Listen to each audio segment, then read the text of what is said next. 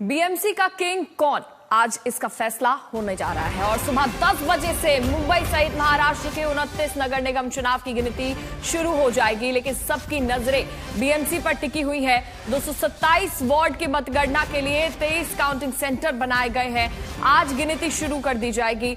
BMC में पिछले कई दशकों से शिवसेना हावी रही है, लेकिन पार्टी के विभाजन के बाद ठाकरे बंधुओं के लिए यह चुनाव किसी अग्नि परीक्षा से कम नहीं है। इस चुनाव के लिए ठाकरे बंधुओं ने एकता दिखाई है, तो वहीं महायुति में एकनाथ शिंदे की शिवसेना ने बीजेपी के साथ मिलकर ताल ठोक दी है। एग्जिट पोल की बात करें तो यह मुकाबला एक तरफा हो सकता है, क्योंकि एक्सिस माई इंडिया ने सत्ताधारी गठबंधन के लिए जीत का अनुमान लगाया है। और एग्जिट पोल के मुताबिक बीजेपी और शिवसेना को 227 वार्ड में से 131 से 151 सीट मिलने का अनुमान जताया जा रहा है। वहीं एग्जिट पोल यह भी कहता है कि बीएमसी चुनाव में शिवसेना यूबीटी गुट को 58 से 68 सीटों पर ही संतोष करना पड़ सकता है। कांग्रेस गठबंधन को 12 से 16 सीट मिलने के आसार व्यक्त भी किए जा रहे हैं। एग्जिट पोल के मुताबिक इस बार मतदाताओं का मूड भी बदल सकता है। सत्ताधारी गठबंधन को 42% वोट मिलने का अनुमान जताया गया है। यूबीटी को 32% और कांग्रेस को 13% वोट शेयर मिल सकता है। तो आज इसका फैसला हो जाएगा। सुबह 10 बजे से मुंबई सहित महाराष्ट्र के 29 नगर निगम चुनाव की गिनती शुरू हो जाएगी। आज ईवीएम खुलेगी। सुबह 10 बजे से गिनती शुरू हो जाएगी। हमारे सहयोगी दीपेश हमारे साथ जुड़ गए हैं ज्यादा जानकारी के लिए। दीपेश, क्या लगता है सत्ता का ताज आखिर किसके सिर पर सजेगा?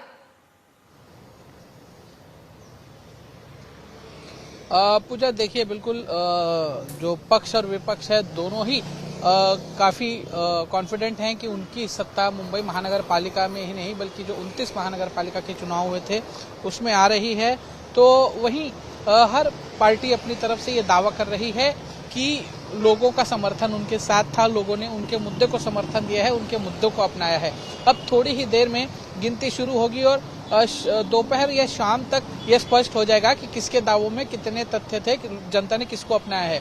हालांकि भारतीय जनता पार्टी जो है उन्होंने अपनी जीत के जश्न की तैयारियां कहीं ना कहीं शुरू कर दी है।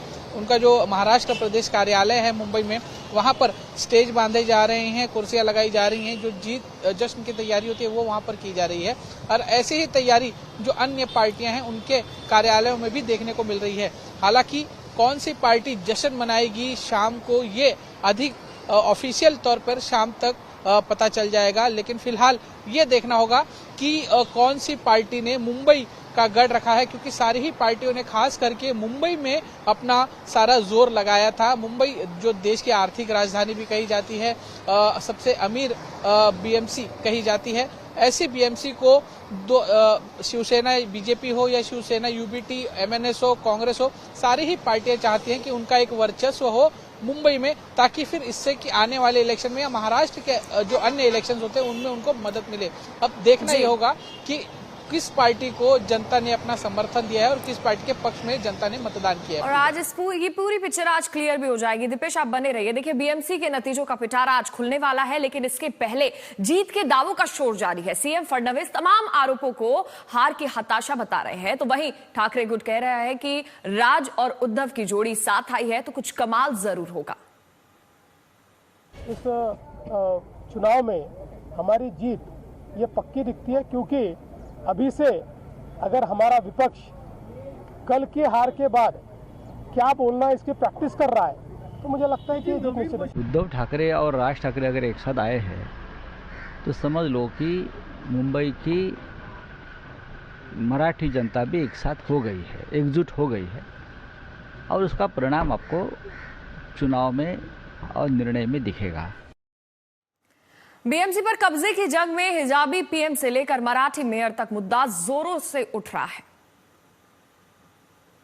असदुद्दीन ओवैसी का ख्वाब यह है कि एक दिन आएगा इस देश में इंशाअल्लाह ताला हिजाब पहनने वाली बेटी इस देश की वजीर आजम बनेगी इंशाअल्लाह ताला। मुंबईचा महापौर महायुतीचाच होणार, मुंबईचा महापौर हिंदूच होणार आणि मुंबईचा महापौर मराठीच होणार। सही में आपके नगर सेवक या नगर सेविका ही तय करती है कि आपके लोकल इश्यूज क्या है, आपके लोकल सॉल्यूशंस क्या है। खासतौर से आप जिस इलाके में मालाबार हिल, यहाँ पे तो और आपका परसेंटेज सबसे ज्यादा आपका खराब रहा है। बहुत सारे लोगों ने मुहिम चलाया है।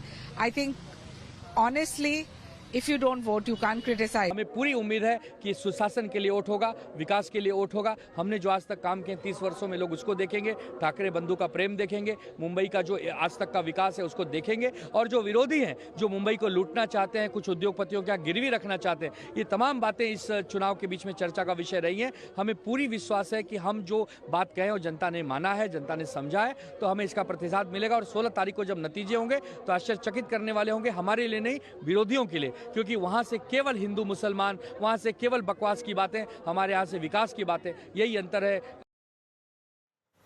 तो देखा आपने, जीत के अलग अलग दावे सबकी तरफ से किए जा रहे हैं। हमारे सहयोगी विद्या हमारे साथ जुड़ गई हैं। विद्या, दावे तो हमने दिखाए, लेकिन अगर वादों की बात करें जो कि अलग अलग वर्ग से किए गए हैं, छात्र हो, बुजुर्ग हो, तो क्या लगता है किस वर्ग का झुकाव किसकी तरफ ज्यादा रहा होगा? अब जी देखिए, अगर इस पूरे मामले में अगर हम देखें तो एसईसी ने अब तक पूरी जो कंसोलिडेटेड डेटा है, कितने लोगों का वोटिंग, अगर आपको याद हो 2024 में जो असेंबली इलेक्शन हुए थे, उस समय इलेक्शन कमीशन ने एक डेटा दिया था 5:30 के आसपास का, जो 6 बजे का जो क्लोजिंग कितने वोटिंग हुए, और उसके बाद जो फाइनल डेटा दिया था उसमें बहुत भारी जंप था, जिसको लेके काफी बड़ी कंट्रोवर्सी हुई थी। इसको अवॉइड करने के लिए इस बार स्टेट इलेक्शन कमीशन ने अभी तक कोई फाइनल डेटा ही नहीं दिया है। अप्रॉक्सीमेट डेटा जो कुछ कॉर्पोरेशन हैं उससे आए हैं।